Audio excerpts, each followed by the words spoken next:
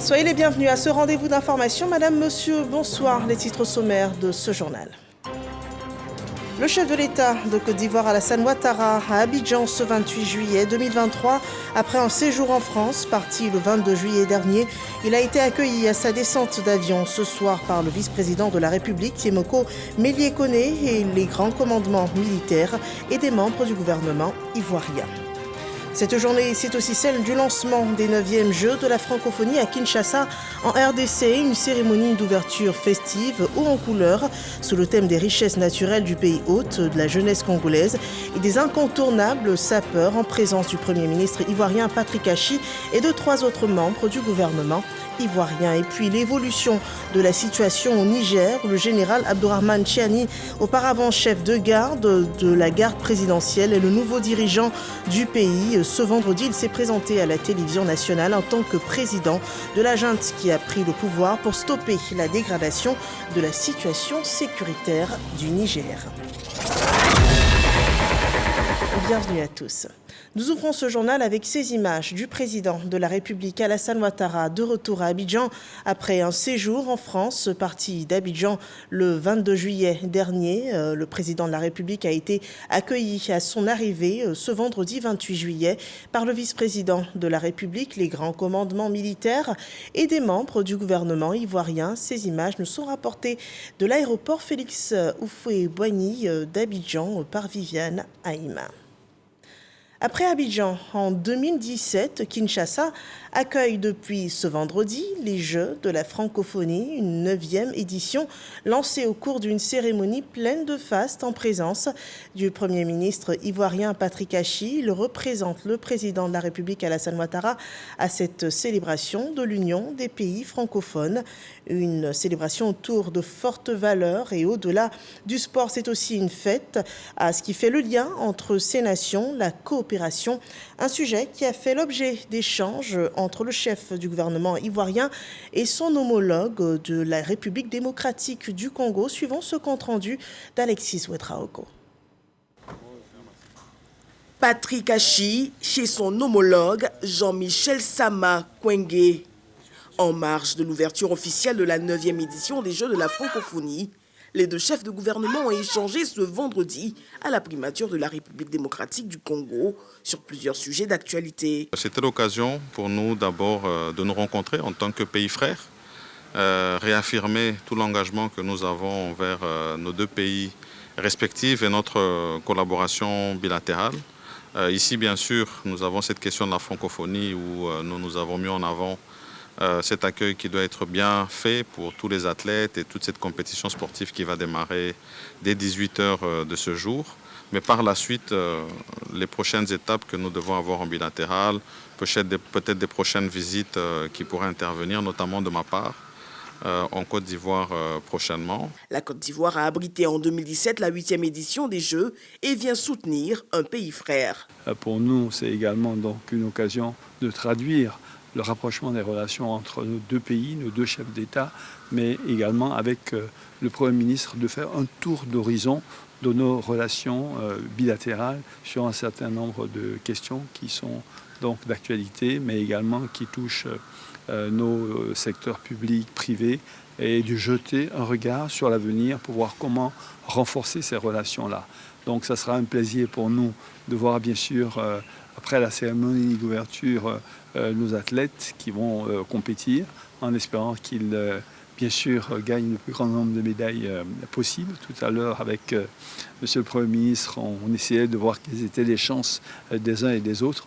Mais le plus important, comme vous le savez, c'est que la fête soit belle et on voulait saisir l'occasion pour féliciter la République démocratique du Congo pour avoir réussi cet événement majeur que la Côte d'Ivoire a eu l'occasion de réaliser il y a quelques années et dont on sait que ce n'est pas quelque chose de très facile. Un peu plus tard, le chef du gouvernement recevait en audience son homologue sénégalais. Le Sénégal, tout comme la Côte d'Ivoire, joue un rôle extrêmement important dans la francophonie et c'est pourquoi nos deux chefs d'État nous ont mandatés pour venir les représenter. Je pense qu'avec la Côte d'Ivoire, nous allons prendre peut-être un peu plus de médailles. Mais bon, c'est un jeu. Notons que 25 athlètes ivoiriens prennent part aux Jeux dans les disciplines du judo, de l'athlétisme, de la lutte et des sports paralympiques. Et voilà des Jeux de la francophonie qui seront rapportés au cours de nos différentes éditions d'information. Actualité en Côte d'Ivoire, 3 nouveaux conseillers prennent fonction au Conseil constitutionnel. Ils ont prêté serment ce vendredi, un engagement à travailler en toute impartialité et également en toute indépendance. Éric Corret. Aimé Zébeyou, magistrat Oirachi, Richard Christophe Adou, magistrat Oirachi et Sébastien Yedo Latte, enseignant-chercheur en droit public, prête serment devant la présidente du Conseil constitutionnel. Il remplace 3 autres conseillers qui partent de l'institution. Nommés le 6 juillet dernier, ces 3 conseillers ont un mandat de 6 ans. Ils lisent la formule du serment. Garder le secret des délibérations et des votes, même après la cessation de mes fonctions, à ne prendre aucune position publique dans le domaine juridique, politique, économique ou social, à ne donner aucune consultation à titre privé sur les questions relevant de la compétence du Conseil constitutionnel. Ces 3 conseillers s'engagent ainsi à travailler en toute indépendance et en toute impartialité dans le respect de la Constitution.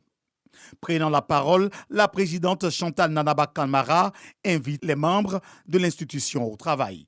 La mission est immense et délicate, mais je demeure persuadé, au regard de votre expertise avérée, que vous contribuerez significativement au renforcement du prestige de notre institution, à la satisfaction de nos concitoyens dont les attentes légitimes à l'égard du Conseil n'échappent à personne. Vous serez appelé à dire le droit avec justesse et discernement, en ayant pour seule et unique boussole la Constitution. Je fonde un immense espoir sur votre précieux concours dans la réalisation de notre mission. Le Conseil constitutionnel régule le bon fonctionnement des pouvoirs publics. Il contrôle l'élection présidentielle et les élections parlementaires. Le développement des infrastructures ivoiriennes, le programme d'entretien routier 2023-2025 de la région du Tchologo a été lancé à Kumbala par le ministre d'État, ministre de la Défense, Téné Birahima Ouattara. C'est un plan de développement avec un budget de 3 milliards de francs CFA pour plus de 1800 km de route. Les explications de Kader Sogodogo. Le ministre d'État, ministre de la Défense, Téné Birahima Ouattara, par ailleurs président du conseil régional du Tchologo, pèle en mai. Ensuite, à bord d'une niveleuse qui va redonner à plus de 1800 km de route en terre dans la région du Tchologo un éclat certain. Le programme d'entretien routier sur la période 2023-2025 est ainsi lancé à Kumbala, dans le département de Fekese-Dougou. Cet important projet, doté de plus de 3 milliards 284 millions de francs CFA, entièrement financé par l'État de Côte d'Ivoire, sera piloté par l'AGEROUTE, représenté pour la circonstance par son directeur général. Les 1886 km se répartissent en 259 km de reprofilage lourd et de traitement de points critiques, 707 km de reprofilage léger avec emploi partiel et 919 km de reprofilage léger. Plusieurs localités de la région du Tchologo seront ainsi désenclavées pour le grand bonheur des populations. Pour le ministre d'État, Téné Birahima Ouattara, tout sera mis en œuvre pour que la population puisse ressentir les efforts consentis par le gouvernement pour leur mieux-être. Pour nous, dans le Tchologo, la route est tout simplement le développement. Parce qu'elle facilite la circulation des biens et des personnes, la route joue à la fois un rôle éminemment économique et social. La route facilite la circulation entre les localités et renforce la cohésion sociale. C'est pourquoi je voudrais, au nom des populations du Tchologo, adresser nos vifs remerciements à son Excellence, Monsieur le Président de la République, qui a toujours fait de la construction et de l'entretien des routes un des axes majeurs de l'action gouvernementale. Niélé, Diawala, Wangolo-Dougou, Kong, Fekese-Dougou, plusieurs routes en terre de ces localités seront remises en bon état. Et notre nécessité, la sécurité alimentaire, l'autosuffisance alimentaire, on en parle de plus en plus. Ce sujet mobilise les réflexions ici et dans le monde. Et à ce niveau, la Côte d'Ivoire sait compter sur le soutien et l'expertise de ses partenaires.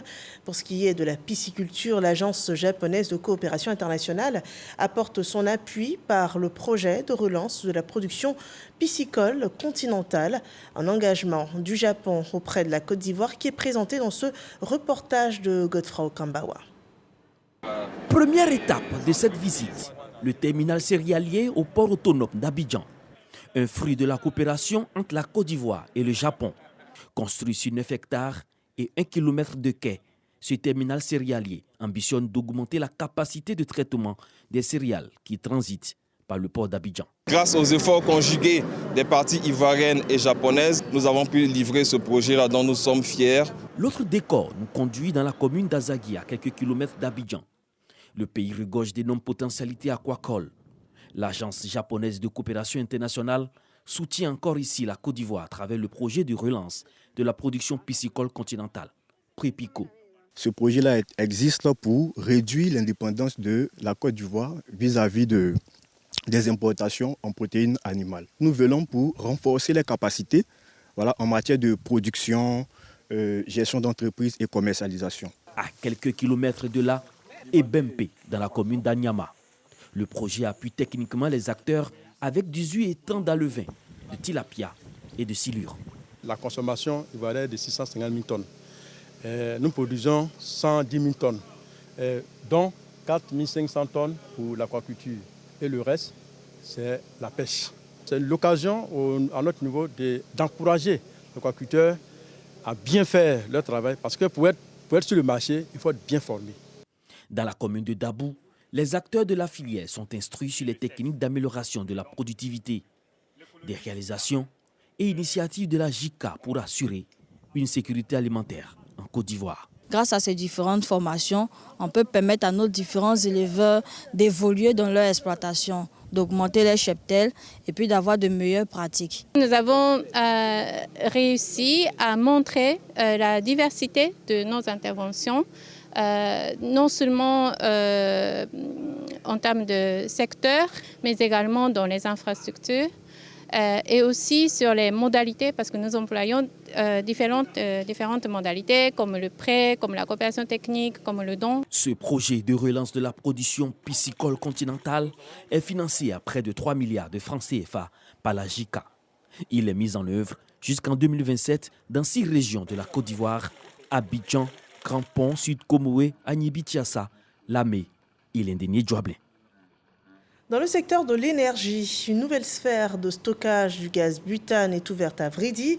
Elle a une capacité de 4000 tonnes et la capacité de stockage de la société de gestion des stocks pétroliers passe ainsi en Côte d'Ivoire à 10 000 tonnes. Dangui nous en dit davantage. Après la coupure symbolique du ruban, Mamadou Sangafoua Koulibaly actionne un petit bouton, puis déluge d'eau sur la coque cylindrique de la sphère de stockage de gaz butane. Ce spectacle marque la mise en service de cet important ouvrage pouvant conserver 4000 tonnes d'hydrocarbures. Nous avons osé un vaste programme d'investissement pour répondre à la double exigence et satisfaire d'une part la demande toujours croissante en produits pétroliers et d'autre part poursuivre la modernisation des dépôts pour les mettre aux normes des standards internationaux. Par cet investissement, la société de gestion des stocks pétroliers augmente ses capacités de 10 000 tonnes, soulageant ainsi les circuits d'approvisionnement qui fonctionnent régulièrement à flux tendu. Il nous faut encore multiplier par 3, par 4 les capacités actuelles de stockage. Si nous comptons sur GEST aussi pour porter cette politique, nous accueillons les bras ouverts aussi les initiatives privées. Si Mamadou Sangafoua Koulibaly peut se féliciter de l'impact social de la politique de butanisation sur les ménages et la préservation de la forêt, il regrette la montée de la contrebande et surtout de la fraude, notamment au niveau des subventions accordées aux populations à faible revenu. D'autres consommateurs qui ne sont pas éligibles à cette subvention en profitent largement et ont trop profité de cette subvention. Il faut qu'on mette un terme à cela. Avec les projets en cours, le ministre des Mines, du Pétrole et de l'Énergie rassure les pays voisins clients de la Côte d'Ivoire de la disponibilité des produits pétroliers, notamment le gaz butane, et avertit que la traque contre le transvasement de gaz va s'accentuer. Voilà donc un reportage réalisé par Lanciné Bakayoko à présent une réunion régionale qui se tient pour la première fois à Abidjan, ici, les journées africaines de l'arbitrage et de la médiation qui se tiennent sous le thème de règlement des différends commerciaux et des investissements par l'arbitrage de la médiation dans le cadre de l'OHADA et de la ZLECAf. Le point avec Dangui Dangui. L'Organisation pour l'harmonisation en Afrique du droit des affaires OHADA veut améliorer son offre en mode alternatif de règlement des différends, notamment l'arbitrage et la médiation. C'est une voie nouvelle de règlement par les parties elles-mêmes pour le règlement de leurs litiges. Ça présente pour elles l'avantage de choisir leurs juges, d'être en confiance vis-à-vis de leurs juges qui, eux, doivent avoir des gages de compétence et d'indépendance. Le centre d'arbitrage de l'OHADA pourrait offrir un réceptacle intéressant pour les litiges non pris en compte. Donc, ZLECAf OHADA, par sa cour commune et son centre d'arbitrage, un réceptacle pour dire la bienvenue à la ZLECAf. Ce rendez-vous international qui se tient pour la première fois à Abidjan bénéficie du soutien du ministre ivoirien de la Justice qui dit comprendre les enjeux des problématiques au menu des 2 jours de travaux. Je reste persuadé qu'à l'issue de ce colloque, des solutions novatrices seront proposées et les principaux leviers de la promotion du marché de l'arbitrage et de la médiation en Afrique identifiés. Toutes choses qui contribueraient au développement harmonieux de notre continent. La 2e édition des Journées africaines de l'arbitrage et de la médiation a pour thème les règlements des différends commerciaux et des investissements par l'arbitrage et la médiation dans le cadre de l'OHADA et de la ZLECAf. Cette problématique sera l'objet de regards croisés de praticiens, de professeurs de droit et des opérateurs économiques avec pour, entre autres objectifs, d'améliorer l'offre de modes alternatifs de règlement des différends. Cette activité qui remplit de fierté le secteur de l'éducation nationale, la consécration des Miss mathématiques en Côte d'Ivoire. Les lauréates de l'édition 2023 ont été primées ce vendredi. Elles ont reçu des bourses d'études d'une valeur de plus de 30 millions de francs CFA et bien d'autres lots. Le reportage de Khalid Diomandé et Mahama Traoré. Ce sont des Miss, pas comme les autres. Victoria Kra et Marie-Emmanuela Amani sont les Miss Mathématiques 2023, respectivement dans les catégories terminale C et 3e. Ces expansionnaires de l'école militaire préparatoire de Bingerville et du lycée Sainte-Marie de Cocody auront surclassé plus de 450 prétendantes pour se positionner en haut du podium de cette compétition scientifique. Victoria Kra repart avec une bourse de 30 millions de francs CFA pour ses études supérieures, 2 ordinateurs portables et des chèques d'un montant cumulé de 4 millions de francs CFA. Pour moi, c'est un honneur et je remercie mes parents, les personnes qui m'ont soutenu, mes amis, l'encadrement de l'école militaire préparatoire technique de Bingerville, ainsi que le Seigneur, parce que c'est grâce à lui. Les mathématiques, ça représente un univers, un très grand univers, qui facilement te propulse très haut. Et je sais que dans quelques années, on aura plus de femmes d'ailleurs que d'hommes dans l'univers scientifique. Marie-Andrea Gbanzaï, en classe de terminale C au lycée Sainte-Marie de Cocody, décroche, elle, le premier prix du concours mixte au Fouet-de-Boigny de mathématiques. Elle empoche une cagnotte d'1 million de francs CFA. En initiant ces 2 compétitions, la Société mathématique de Côte d'Ivoire ambitionne de relever le faible taux de représentativité des femmes dans les domaines scientifiques et technologiques. Tant que nous n'aurons pas autant de filles en mathématiques que les garçons, tant que nous n'aurons pas plus de filles dans les filières scientifiques que les garçons, il est évident que nous devons continuer notre volonté de promouvoir les filles dans les sciences. Tout ce qui révolutionne le monde, tout ce qui fait avancer le monde en termes de bons qualitatifs, en termes de développement, les sciences, les mathématiques, ils sont pour beaucoup. Et il s'agit pour nous justement de recréer un écosystème où nos enfants s'intéressent aux mathématiques, la mère des sciences. Et la Société mathématique de Côte d'Ivoire, qui promeut depuis des années cela, a été pour nous un bon partenaire, tant et si bien que nous avons signé un engagement sur 5 ans. Le concours Miss Mathématiques a été lancé en 2000 à la faveur de l'année mondiale des mathématiques. Chaque année, il met en compétition plus de 500 candidates à travers la Côte d'Ivoire. Depuis 2 ans, le concours bénéficie du sponsoring du port autonome d'Abidjan avec une contribution financière annuelle de 25 millions de francs CFA. L'actualité politique en Côte d'Ivoire, les membres du directoire du RHDP se sont réunis ce jour à Cocody, au siège du parti, dans le cadre de la 18e séance de travail du parti des oufouettistes.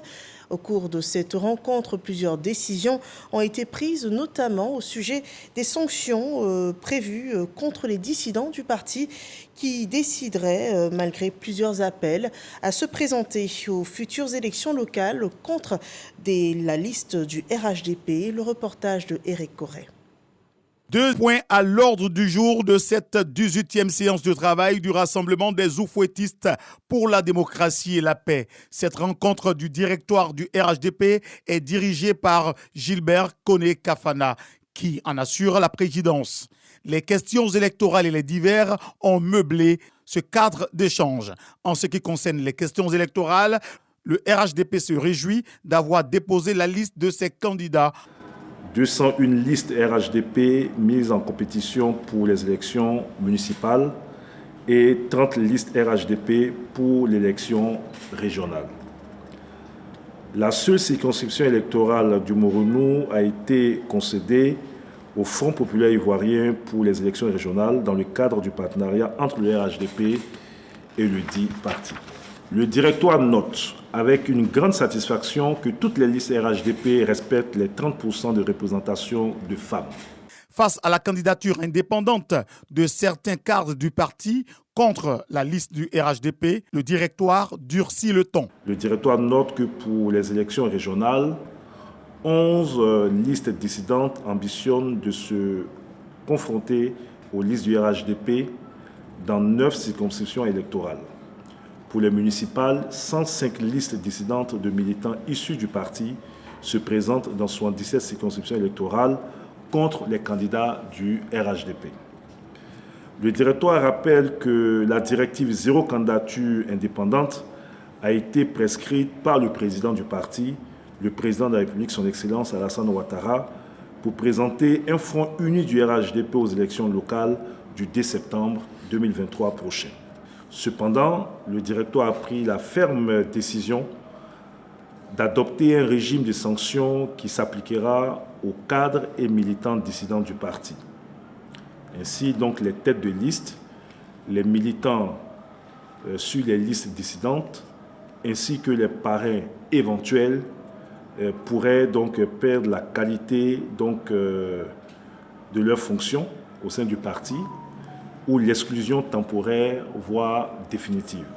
Au chapitre des divers, le parti des oufouettistes revendique à ce jour 442 312 militants à travers l'opération e-militant. Le directoire a également adressé des vives félicitations à son président Alassane Ouattara pour sa participation à la réussite de l'investiture des candidats du RHDP pour les futures élections locales. Et toujours en politique, dans la commune de Marcory, la liste du RHDP pour ce qui concerne les élections municipales sera conduite par Laurent Tchagba.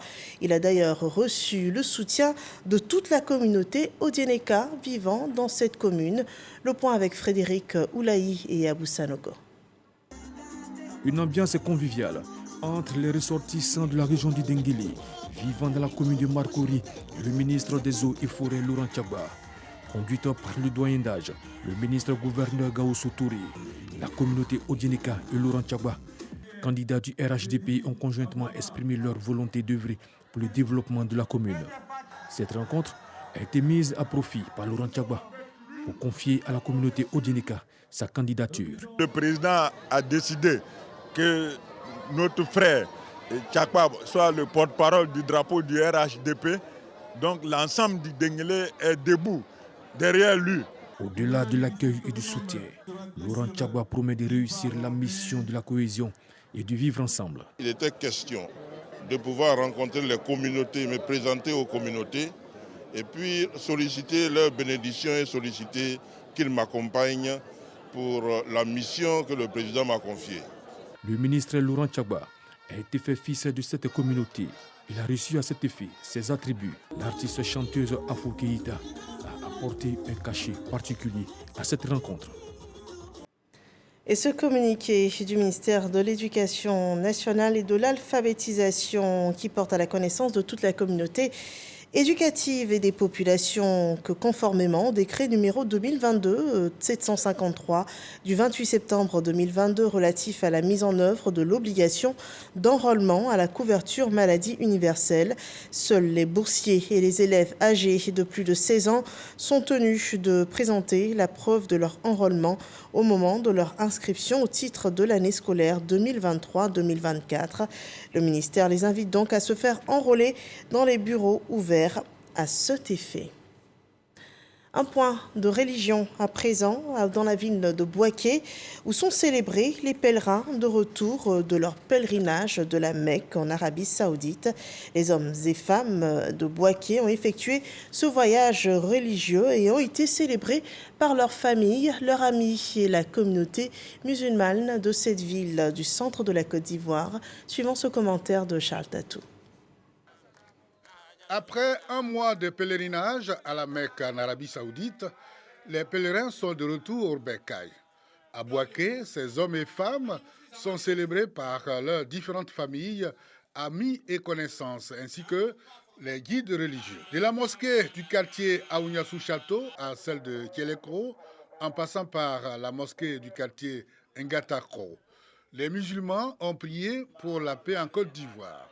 Les fidèles implorent la bénédiction des pèlerins venus fraîchement de la Terre Sainte d'Arabie Saoudite.